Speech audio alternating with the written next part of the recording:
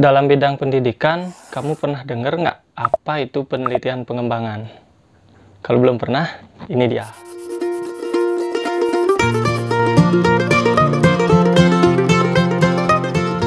Oke, welcome back di Akapiana Channel.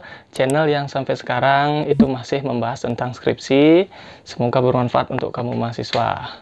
Nah, di video kali ini saya mendapatkan teks atau pesan dari rekan saya waktu saya masih kuliah di Pasca Sarjana UM Malang dulu. Itu namanya Mas Denny dari Lampung. Mas Denny ya sekarang ngajar kalau nggak salah di Universitas Negeri Lampung kalau tidak salah. Nah, jadi di percakapannya itu teman saya minta, buatkan dong tutorial tentang bagaimana cara melakukan penelitian pengembangan. Nah, pada umumnya penelitian itu pendekatannya banyak ya. Ada yang pendekatannya kuantitatif, kualitatif, ada yang penelitiannya eksperimen, dan lain sebagainya. Di dalam bidang pendidikan ada juga yang namanya penelitian dan pengembangan, itu research and development namanya. Itu di Universitas Negeri Malang sudah difasilitasi juga melalui pedoman tulisan karya tulis ilmiah bagaimana langkah-langkah cara untuk melakukan penelitian pengembangan. Nah, sekarang saya ingin share kepada rekan saya, Mas Denny terutama yang sudah meminta video ini, cara untuk melakukan penelitian pengembangan. Nah, jadi kalau dari segi produk, sebelumnya tesis saya memang mengangkat tentang penelitian pengembangan. Oke, jadi ini dia. Jadi ini tesis saya dulu waktu saya menempuh program Magister Pendidikan Geografi di Universitas Negeri Malang dari tahun 2012 sampai 14. Jadi ini, coba lihat, menyesal membuat penelitian pengembangan, tapi syukurnya selesai tepat waktu. Kalau dipikir-pikir seperti batu bata, tebel sekali. Bisa pakai. Untuk melakukan penelitian pengembangan, ada dua produk yang biasanya dalam pendidikan itu bisa dikembangkan. Ada kurikulum, ada bahan ajarnya. Sedangkan bahan ajar itu merupakan bagian dari kurikulum. Dan kedua produk ini juga menggunakan pedoman atau langkah-langkah pengembangan yang berbeda. Tentu saja disesuaikan dengan produknya apakah kurikulum atau bahan ajar. Kalau mengembangkan kurikulum itu banyak juga beberapa model-model atau metode pengembangannya. Ada modelnya Beckham, model Taba, Bock and Gold. Kalau dalam bahan ajar, bisa juga meniru langkah-langkah pengembangan yang saya sebutkan tadi, tetapi sebaiknya disesuaikan dengan permasalahan dari penelitian kamu. Kalau di penelitian saya, itu saya menggunakan model pengembangan Dick and Carey namanya. Instructional design atau desain pengembangan penelitian dengan pendekatan dari Dick and Carey. Nah, ini dia langkah-langkahnya. Itu ada 10 langkah. Tetapi dalam kasus penelitian saya bukan revisi ya. Saya pilih langkah-langkah yang sesuai dengan permasalahan penelitian saya. Jadi pertama yang harus kamu lakukan dalam penelitian pengembangan adalah melakukan analisis kebutuhan. Nah, analisis kebutuhan ini merupakan langkah yang paling penting dalam penelitian pengembangan. Karena apa? Ini akan menjadi penentu nanti apakah produk yang ingin kamu kembangkan itu dibutuhkan atau tidak. Nah, makanya perlu analisis kebutuhan. Dalam tahap analisis kebutuhan ini, kamu bisa melakukan kajian apakah produk kamu ini dibutuhkan atau tidak dalam dunia pendidikan. Yang pertama bisa melalui analisis penelitian atau temuan sebelumnya, sehingga penelitian atau produk yang kamu kembangkan itu akan sangat penting.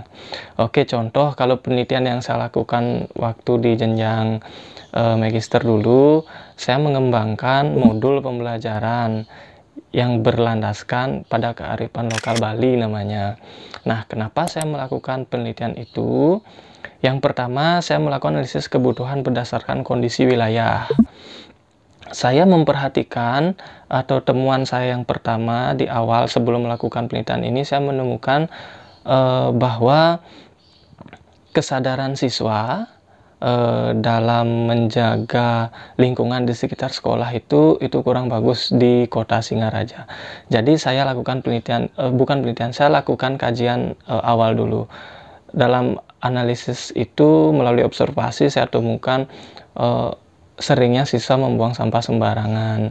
Kemudian kalau memperhatikan kondisi lingkungan di sekitar juga sangat rutin ya kota Singaraja itu apabila mengalami musim hujan itu biasanya di beberapa titik di kota itu mengalami banjir atau ada terhalangnya aliran air, dan tentu saja ini disebabkan oleh sampah. Dan siapa yang menyebabkan ini? Tidak lain adalah tentu saja manusia itu sendiri. Tapi dalam penelitian saya fokuskan kajiannya kepada peserta didik. Begitu. Analisis kebutuhan yang saya lakukan itu memperlihatkan bahwa bagaimana cara kita mengatasi permasalahan itu melalui dunia pendidikan.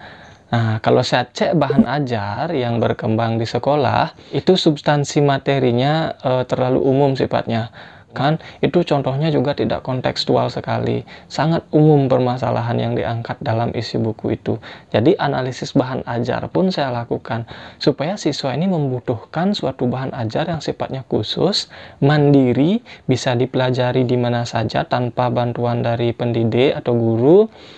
Nah, makanya saya kembangkan bahan ajar modul. Karena modul merupakan salah satu bahan ajar yang menurut beberapa ahli yang sudah melakukan penelitian sebelumnya itu sifatnya sangat mandiri. Analisis selanjutnya yang saya lakukan, saya memperhatikan di kurikulum apakah didukung oleh substansi materi.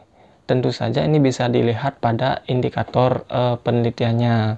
Kamu bisa cek di kompetensi dasar pada kurikulum apakah mendukung untuk dikembangkannya sebuah bahan ajar yang mengarah pada lingkungan hidup. Nah, setelah saya cek, ternyata itu ada di kelas 11, ada materi tentang lingkungan hidup. Nah, saya bisa masukkan modul sebagai pendukung bahan ajar di materi tersebut. Karena sifat modul yang independen, bebas, nah jadi bisa masuk kapan saja untuk dipelajari oleh siswa. Selanjutnya, analisis kebutuhannya berkaitan dengan pembelajarannya. Apakah ini didukung oleh suatu suasana pembelajaran? Ya tentu saja sangat didukung, karena produk ini dikembangkan dan dipraktekkan nanti di sekolah. Jadi sudah pasti sangat mendukung untuk menunjang pendidikan, khususnya pendidikan tentang lingkungan hidup. Dalam langkah kedua dalam penelitian pengembangan, khususnya di bidang pendidikan, kamu bisa melakukan analisis bahan ajar namanya. Nah, analisis bahan ajar ini berkaitan dengan kompetensi dasar atau pengembangan indikator tentang lingkungan hidup yang sudah dilakukan sebelumnya. Nah, analisis materi ini akan memberikan gambaran bahwa produk yang dikembangkan mampu untuk mengatasi permasalahan-permasalahan yang kamu angkat dalam latar belakang tentunya.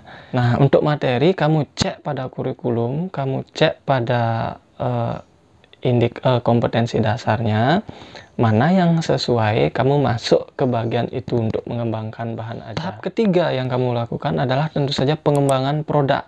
Nah, ini adalah tahap yang akan memakan sedikit banyak waktu untuk kamu. Kita pada tahap ketiga ini mulai mengembangkan produk penelitian kita. Contoh kalau dalam penelitian saya mengembangkan modul. Nanti sesuaikan ya dengan penelitian kamu, apakah kamu mengembangkan modul, buku teks, atau produk lainnya yang mendukung pembelajaran. Pada tahap penulisan bahan ajar ini, kamu harus memperhatikan syarat-syaratnya. Bagaimana sebuah ciri-ciri bahan ajar. Karena setiap bahan ajar itu memiliki ciri dan karakteristik yang berbeda-beda. Tahap keempat yang kamu lakukan adalah validasi ahli dan revisi. Setelah bahan ajar yang kamu rancang itu jadi, kamu harus validasi dulu ke ahlinya. Modul kamu pilih tentu saja expert yang ahli di bidang modul. Contoh, pada umumnya bahan ajar itu akan divalidasi oleh 3 validator yang ahli di bidangnya. Pertama, yang ahli dalam bahasa. Kalau bahan ajar kamu bahasa Indonesia, kamu bimbingan dengan validator bidang studi bahasa Indonesia. Kalau bahasa Inggris, bimbingan dalam bidang studi bahasa Inggris isinya. Yang kedua, tentu saja selain ahli bahasa, kamu bisa expert yang ahli di instructional design atau strategi pembelajaran. Biasanya sih expert itu akan sudah terlatih sekali dalam mengembangkan bahan ajar.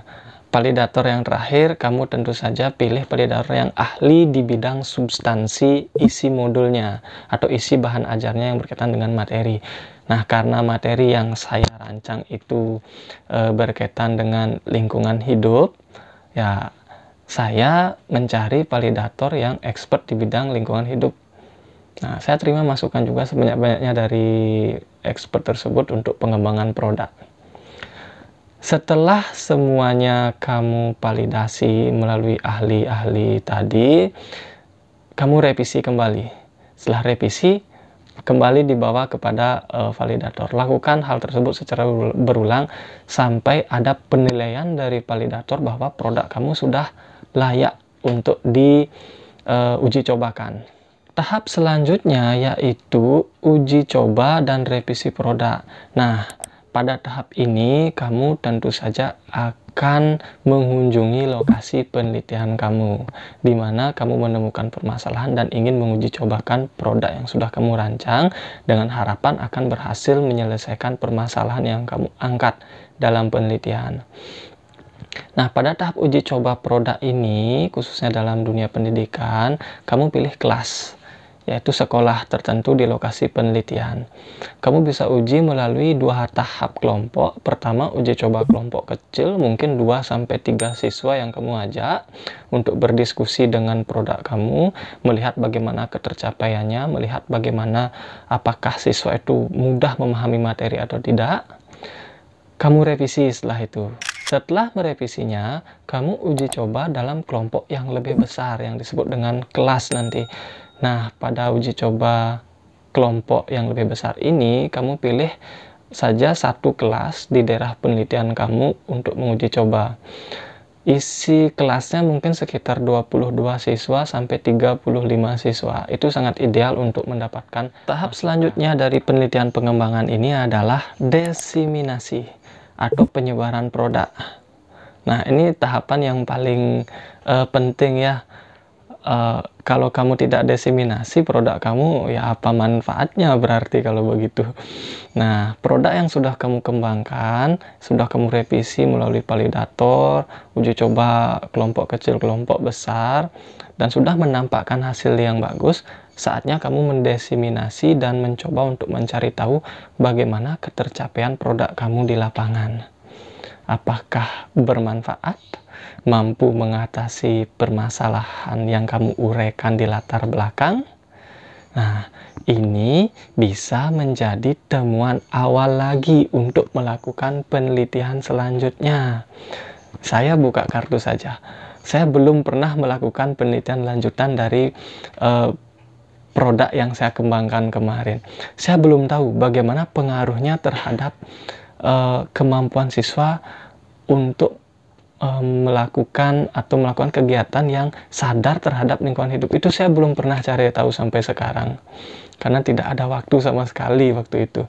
Karena untuk tesis saja saya selesaikan pada saat saya bekerja, belum sempat saya melakukan riset sampai ke sana.